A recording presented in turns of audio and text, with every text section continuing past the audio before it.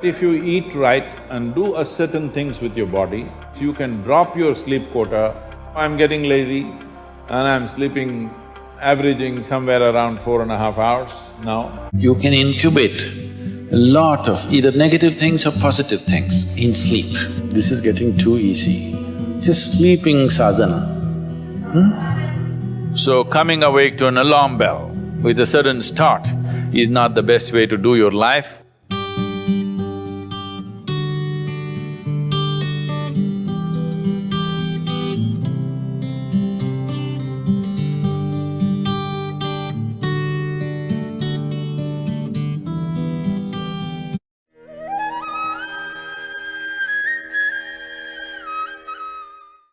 I was wondering, how can I decrease my hours of sleep? How can I improve my sleep quality?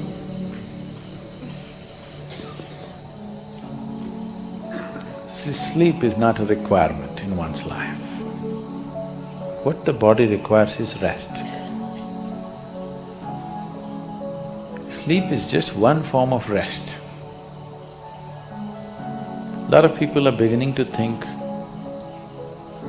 in Tamil Nadu, if somebody says, rest pannikaranga, means they're sleeping. Need not be, you can sit and rest, isn't it? Yes? You can stand and also rest.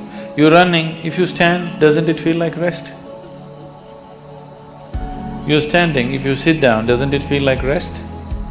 There are many ways of resting. The most important thing is, rest means you're changing the energy equation, where consumption is lowered, production is going on at the same pace. So after a period of time, you feel rejuvenated because consumption has been lowered. Essentially, you're managing the energy equation. If you're in activity, the consumption is more. Whatever you're producing, it's not enough. After some time, you feel exhausted because the consumption has been heavy. If you lower the consumption and increase the production, after some time you feel energized. Suppose you're running. If you run a mile, after that you can't take another step, let's say. Oh, many of you have been running for Isha marathons, Isha Vidya marathons. After 42 kilometers, all right. Whenever. After a mile or two, you can't take another step. Don't eat anything, don't drink anything, just sit down for 10 minutes. Again you find rejuvenated, isn't it? All you have done is lower the consumption, production is still at the same level. So now there are ways to lower the consumption and increase the productivity also. So if you come to a certain state of ease, when I say ease, it's not something that most people will ever understand, because most people are not at ease. If you're at total ease, if the system is at total ease, everything is at ease, it is well rested, always it is rested. Because it's so rested throughout the day, if you sleep in the afternoon, do you see you can't sleep much in the night? Yes? Oh, you already experimenting? If you sleep in the afternoon, you can't sleep much in the night unless you're sick or you're very tired because of something. Because it's well rested in the day, it can't sleep in the night. So you don't have to necessarily sleep. If you sit here also, if your body is resting, you will see your sleep quota will naturally shrink. How to increase the quality of sleep? Don't try to increase the quality of sleep. The ideal way to live is, there is no sleep in my life. But that's not possible right now, still body has some inertia. So it sleeps minimum. Rest of the time, it is at ease. If you keep this at ease, then sleep does not occur to the body unless it comes to a certain point of exhaustion. So body is never ever asking for sleep. but it is definitely asking for rest. If you do not know how to sit here in a restful manner, it will try to rest like this. If you can sit here totally at ease, it'll sit here for hours without falling asleep. Otherwise, this is the only way it knows how to rest. So do not try to increase the quality of sleep, there's no such thing. Just learn to keep your body restful and at ease consciously. If you sit here now, one simple thing you can do is you sit down, you come and sit down here. Just move your attention from the top of your head down to your toes and see if everything is loose and easy and relaxed and at ease. Are you sitting like this? Sit, just bring this to ease as much as you can. Not everything is in your conscious level. As much as you can consciously, bring it to ease. You will see suddenly if you are the kind who will fall asleep at 10 o'clock, if you simply 1 hour you sit here at ease, you will see your sleep will get postponed by half an hour. You won't feel sleepy at 10. Naturally you're awake. So instead of trying to increase the sleep quality, now you increase the quality of life. If you increase the quality of life, when I say increase in the quality of life, nothing in your life, whatever you may be doing, from simple breathing to any complex activity that you do in your life, the quality of that will not improve if you cannot do it with ease. Is that so? Only when you can do something with total ease. Let's say you're riding a bicycle. If you're riding like this, you can't say you're enjoying your cycling. If you can ride it with ease, with so much ease that even if you take off your hands, it'll go only straight, the way you want it to go. You're at ease. Because that you're at ease, the quality of your cycling has improved, isn't it? So these two things are connected. So if you enhance the quality of your life, naturally sleep quota will go down. If the quality of your life goes bad, you can't do anything with ease, then also you cannot sleep. But stressfully you cannot sleep. Not because you're well rested you cannot sleep, you cannot sleep because you're stressed out. If you do this, you will not live long. If your body does not get enough rest, it will die, it will break, something will go. If you are not at ease, that means you are in dis-ease. You're heading there. You are in dis-ease means you're in a certain state of ill health. But if we say you're deceased, that means you're dead. So don't stay into the direction of disease, move into the direction of ease. If you become totally ease, sleep quota will come down. Quality of sleep will be good because quality of life is good. You want to increase only the quality of your sleep, life does not work like that. If you wake up well in the morning, you will also sleep well in the night.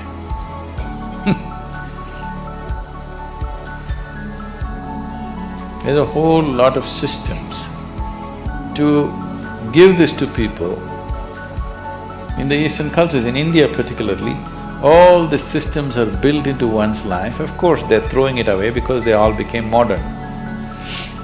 Modern means to be distressed, constantly in tension, agitated, worked up about everything, that means you're really modern.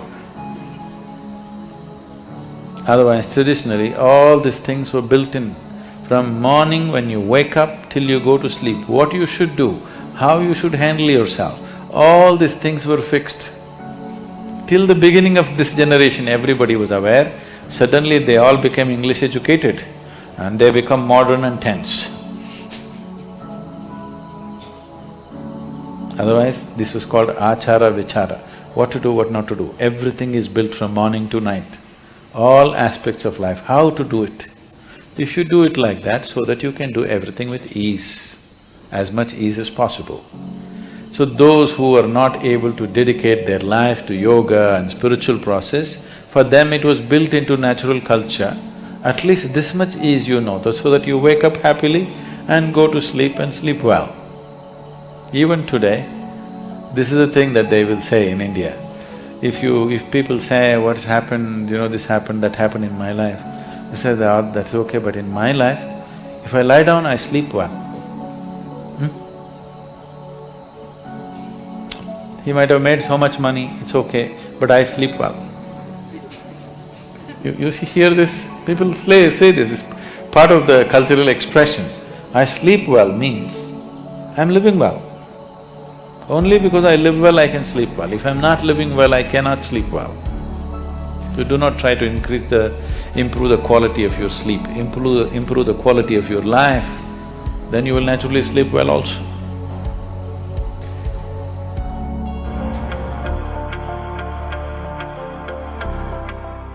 What type of food we should eat so that our life reaches its full potential for a college or a school-going student? So what kind of food? We must understand this. Food is not a religion, food is not a culture, food is just the fuel for this machine. Yes? There may be cultural aspects to the tastes, there may be even religious tinge to the food over a period of time, but essentially food is fuel for this body. So with what kind of food will it function with minimum struggle within itself and maximum impact?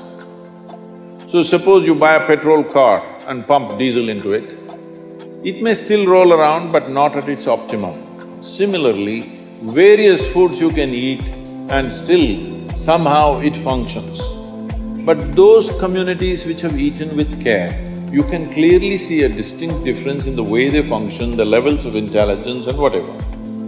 So in India, we prescribe food for different people in different way. If you're doing menial jobs, you eat one way because you need physical muscle. If you're doing other kinds of trading and other kinds of activities, you eat another way. If you're a fighting class, you eat differently. And now if you're into education, spiritual process and subtler aspects of life, then you eat differently. If you're in education, one of the greatest challenges is to stay focused on something. The goddamn textbook. I'm sorry. The wonderful textbook that is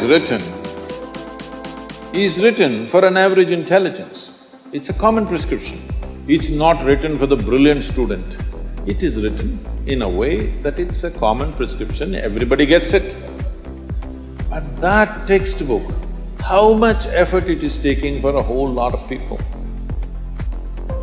How they have to read it 10 times to get it.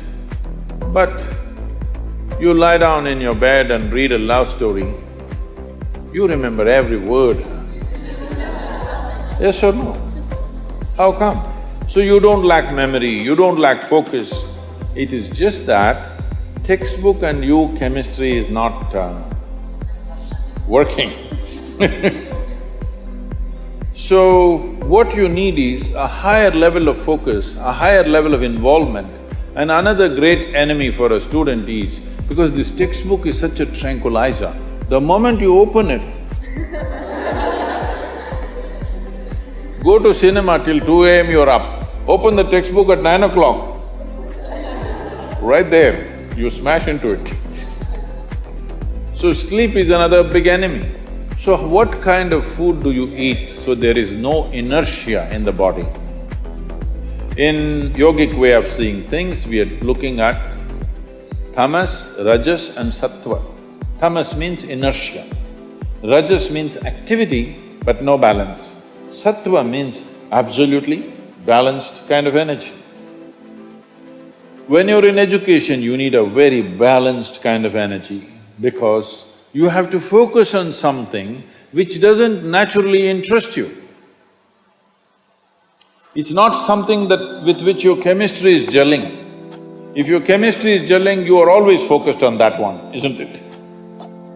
Here there's no chemistry, but you have to focus on that. For this you need a balance and a steady mind. For this you need to eat in a certain way. To put it very simply, Food goes through your body through the alimentary canal. From your mouth to your anal outlet, there is a pipe. Through this it runs, going through various stages of digestive process. Many of you are biology people, right? So, it goes through the alimentary canal. Now it begins with the lip.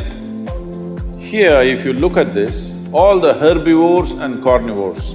If you look at the animal kingdom, there are herbivores and carnivores are two main segments of animals in the world. One eats vegetable matter, another eats meat. If you look at the alimentary canal, the way it is built, between herbivores and carnivores, there's a distinct difference. Everything in the human being suggests that you are naturally a herbivore, but for the sake of survival, we became carnivores. If you look at the jaw movement, all the carnivorous animals have only cutting action. Herbivores have cutting and grinding action. There are molars, but carnivores don't have widespread molars, they have just incisors, canines, and everything looks like cutting teeth. So they do only this. All the herbivores do grinding. What do you have? Both. So you are supposed to chew your food. Why you are supposed to chew your food is you have enzymes in your saliva where if you take a little bit of raw rice and put it in your mouth just for a minute, you will see it turn sweet right here, because right here carbohydrate is being converted into sugar, right here. So if you eat properly, then we say about 30 to 50% of your digestion should happen in your mouth. So this part of the digestive system is expecting half-digested food or partially digested food. But right now the way we're eating is mostly we're putting not only undigested food, but partially destroyed food. So the amount of food that you need to get the same amount of energy has increased.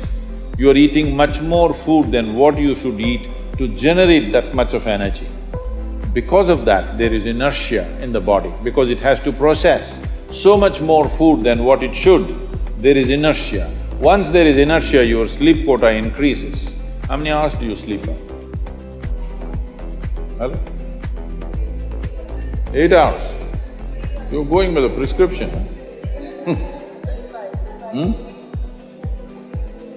See, this is not that you must deny yourself sleep, that's not the point. But if you eat right and do a certain things with your body, you see very effortlessly, within 3 to 4 weeks, you can drop your sleep quota anywhere between 2 to 3 hours. 1.5 to 3 hours very easily you can drop if you just eat consciously and just learn to sit properly, just the posture, your geometry of the body and what goes into the system. If you just manage these two things, you will see sleep quota will just come down like that. Just to tell you, for over 25 years, I have largely managed with an average of 2.5 hours of sleep. Now I'm getting lazy and I'm sleeping, averaging somewhere around 4.5 hours now, but 7 days of the week, okay? 365 days, non-stop, on, almost every day. My daughter didn't call me for a month. I asked, what the hell is the problem with you, why are you not calling? She said, every 6 hours you're in the new city, what the hell I'm supposed to do? So I said, okay, which is true. In one day, sometimes we're doing 3 cities, so it's a non-stop activity. And today, many people around me have learned to do this. Over 100, 150 people around me are doing this kind of activity, averaging 4 hours sleep, and 7 days of the week they're on, all the time. And they are not irritated, they are not frustrated, they're joyful and they're wonderful. Why this is this? There are many aspects to this, but one important aspect is food, how you eat. Not only what you eat, how you eat is also very important, because food is a live thing. One simple thing all you girls can do is just see various health issues and inertia issue, focus issue, just bring 40 to 50% of the food in its raw form, that means it's alive. It must be a live cell, it can be a vegetable, it can be a fruit, it can be a nut, it can be sprouted gram. At least 40 to 50% The food that you eat must be alive. You eat dead food and you want to live, this is a little difficult thing to do, because you have to raise the dead now. But if you eat live food, one thing you will see is the state of your mind, your focus and your sleep quotas, and above all, staying awake is not good enough, you have to stay alert, isn't it? How alert you are, how focused you are, only to that extent everything yields to you in this world, isn't it so? What is the level of focus will determine whether the world yields to you or not, isn't it? And one more aspect of life, one more aspect of food is, when you consume something, it must be of a simple genetic code in the sense, it must be a very simple software. Vegetables, fruits, nuts, sprouts, they're very simple. More complicated means animal food becomes more and more complicated. Suppose you eat an animal which has some amount of emotion and a life of its own. Now the code in that… we were talking about this, your body is just an accumulation of memory, which means a certain software, isn't it? This is the most complex software. Human software is the most complex software on the planet of all the creatures. So if you eat an animal, particularly a mammal, if you eat, it has a similar kind of complexity, maybe not as complex as this, similar level of complexity because it has thought and emotion of its own. Now for you to break that code and integrate it into your system, you are not fully successful. So it will leave traces of certain qualities within you. You cannot break that code and make it a part of yours because it's a different and complex code. If you eat a leaf, a vegetable, a fruit, a nut or a sprout, this is much simpler. If you must eat non-vegetarian food, you must eat that which is furthest away from you. So generally, fish and water life is furthest away from you. So if you must eat non-vegetarian food, the best thing to eat is you're on the coast. Fish is the best thing to eat that way. The word engineering essentially means to make something happen, something that we want, we will make it happen in the most efficient possible way. That's engineering. If you're doing it in horribly inefficient ways, that cannot be called engineering, isn't it? We will say this is a fine piece of engineering when something that we want is happening with least amount of friction and with least amount of consumption. So if you have a body that if you use it for 12 hours, it sleeps for another 12 hours, it needs 12 hours of maintenance. Sleep is maintenance time, you know. If you had a car that you use it for 15 days it's in the garage, it's better to take the public transport. Now you have a body which has to sleep 10 to 12 hours a day. Now this is not an efficient system, it's not being managed properly. Probably the fuel is not good, maybe your engine is leaking. So is this all physical? No. Maybe medically you have been certified fit, but still, if you need to sleep 8 to 10 hours, which unfortunately people are saying, qualified people are saying is standard that every human being must sleep 8 to 10 hours. That's a horribly inefficient perception of what a human machine is, isn't it? This is the most sophisticated machinery on the planet, this human mechanism. If this mechanism is made such a way that half the time it's in maintenance, you cannot call it the most sophisticated. It's very simple. I will give you simply 3 things. Just do these 3 things, you will see your sleep quota will come down dramatically. Very simple things. Extremely simple things that you just do for 10-15 minutes a day, you will see your sleep quota will come down dramatically. I'll give you something else, another 3 things. to do very simple things. You do this, your food quota can be brought down to at least 30 to 40% of what you're eating, still maintain your weight, maintain much more activity than you're maintaining right now, and with much less sleep. So, you engineer something because you want to run it more efficiently. Running something inefficiently is not engineering. So, I'm a mother, I have a job, and I have things to do. Whatever you are, it doesn't matter. Whatever you are, it's important. Whatever the nature of your activity, you're doing something because you think it's important for you. If you're doing something that's important for you, if you think your work is important, the first and foremost thing that you should do is you should work upon yourself. Inner engineering is a systematic way of working upon yourself, not just in the body, not just in the mind, not just in the emotional level, but all aspects, your body, mind, emotion and energy. If all these things are aligned and organized properly, this machine will work so much more efficiently.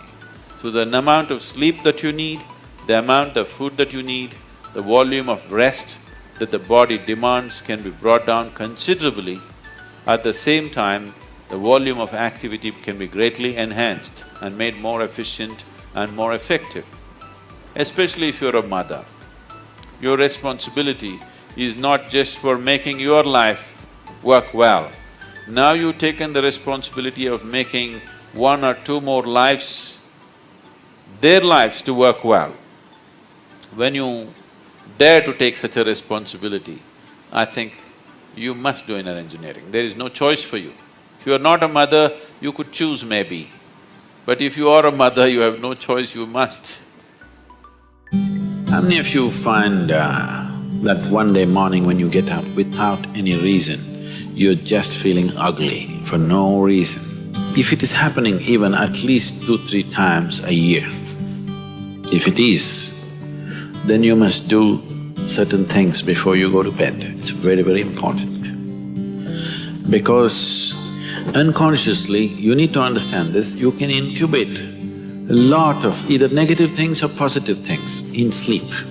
Either pleasantness or unpleasantness, you can incubate very effectively, uninterrupted in sleep. You can also incubate it in the day, but there are so many interruptions, it doesn't happen very efficiently. But if you have a tendency to go to bed in a certain way and you wake up in the morning really nasty for simply no reason, that means you're incubating things in the night very efficiently. Bad eggs. This is not just about psychological disturbances, it can cause major physiological problems over a period of time. It's important that you eliminate these things from your life.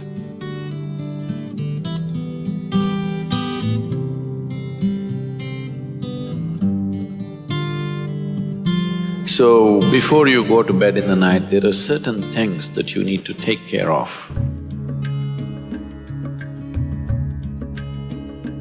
It's best if you're eating meat and other kinds of meals, you eat at least 3 to 4 hours before you go to bed. The digestion is over.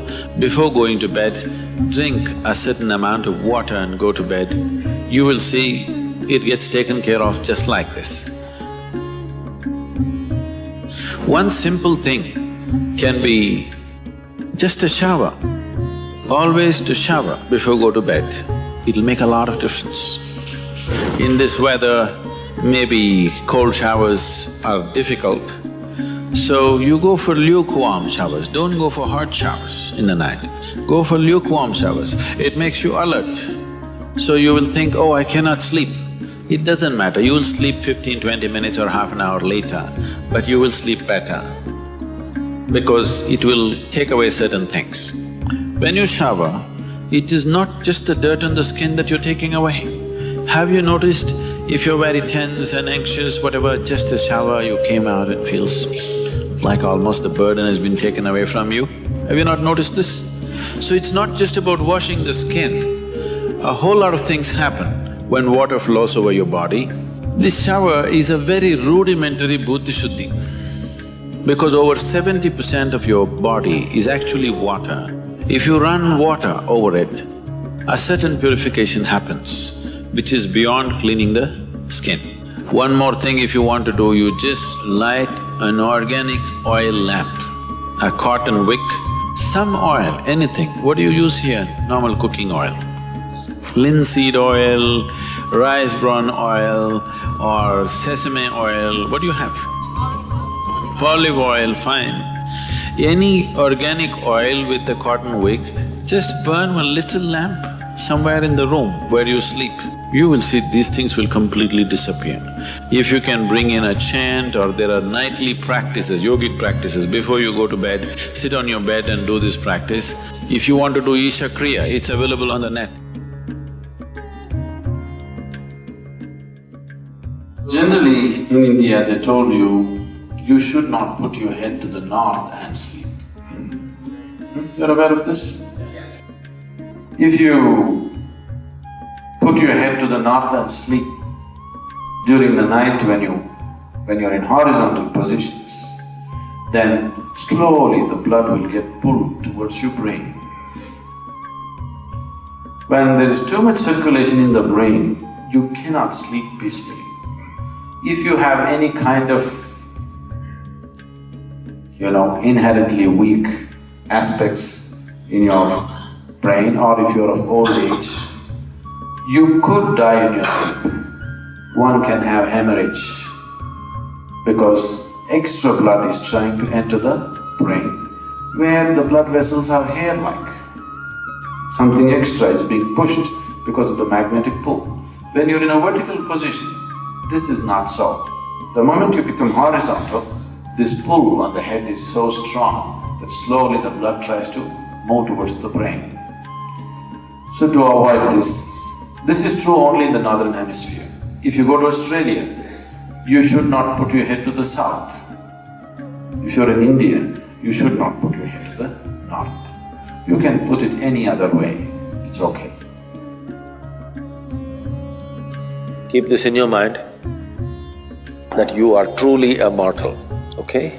Not in words, really. You could fall dead right now. You may be young, you may be old, it doesn't matter, you can fall dead right now. Yes or no?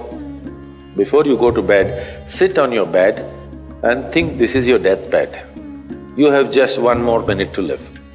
Just look back and see, what you have done today, is it worthwhile?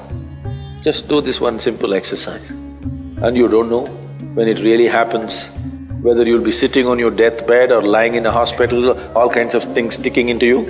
Who knows how it'll happen, but enjoy this every day, that you will sit on your deathbed, look back and see, today, the way I've handled these 24 hours, is it worthwhile? Because now I'm dying.